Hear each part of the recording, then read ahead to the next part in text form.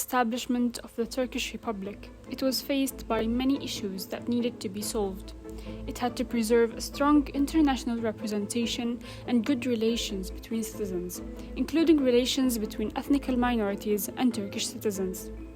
It was actually going in a good way, as the area has had a multicultural society for the past centuries, and after the establishment of the Republic, the President signed Lausanne Treaty with other European countries to preserve the right of self-declaration and treat all citizens equally, regardless of race, ethnicity, and religion.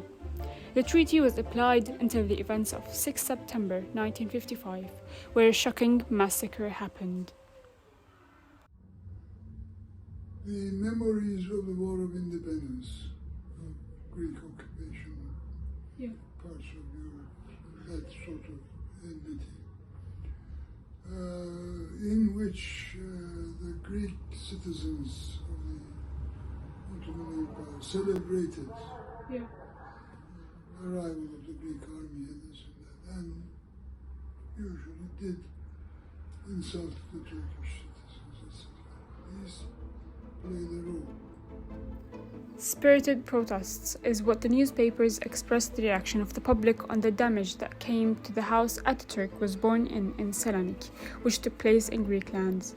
Before the incident, the streets were raged due to the Cyprus issue and the attacks by Cyprus Greeks that were happening against Turkish people in the island. The newspapers emphasized each detail of the issue in the days. Apparently, the Greek-Turkish conflict stole main headlines for weeks. When the news of the bombing near the Turkish consul came out to the public, it was like they were waiting for such a thing to start uncontrolled protests. These mad masses led to aggressive attacks on the Greek citizens in Istanbul and their properties, which led to more than 500 injuries and destruction of hundreds of shops and houses.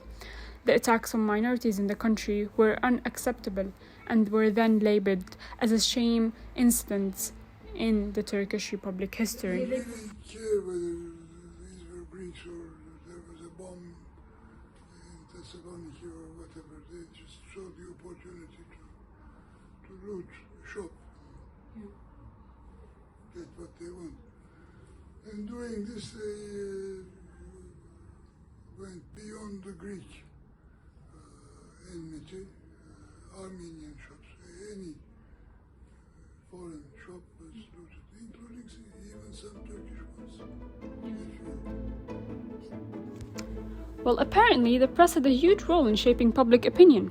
It also spread hate speech toward minorities, but kept it undercover and used the rage of the public to allow such attacks. Radio and newspapers were the main communication platforms in the 1950s. They indeed opened the gates for social polarization by some disinformation acts. The 6-7 September Istanbul Progrom, in other names Septemvriana, had an important role in shaping the future of Greek-Turkish relations, moreover shaping the demographic of the population in the Turkish Republic. Through the past 3 weeks, I have been doing research to be more aware of the topic, as many similar genocide incidents are happening nowadays. I head to Istanbul Center, to one of the oldest universities in Istanbul, and there was Beyazıt Library, containing many historical archives of the Turkish history, including telegraphs and newspapers and magazines. I have managed to find precious archived pieces of newspaper from the days of the incidents. Even though I couldn't find the original copy of Istanbul Express of September 1955, I did some online research and found the digital copy of the first page. That page was significantly important because it was the first newspaper that published the news of the bombing of the house of Ataturk was born in after the radio announcement. The news piece was written in big bold letters to add sense of anger in the readers and draw the attention to it. The house that was mentioned in the newspaper was next to the Turkish consulate in Greece. According to trusted sources, the bomb that was thrown was simple, that harmed only the back window of the house and was thrown in the garden. The press awakened the national emotions of the people, and that was the key role of Istanbul Express newspaper. After the attacks, newspapers talked about the political opinions of the parties and who was the cause of the incidents. It was focused on the president's acts in controlling the attacks and announcing military law, örfi idare, and showing normal life of people after the incidents. implying that life came back again after 2 days and people are continuing with their old lifestyle to motivate the people and decrease the heat effect.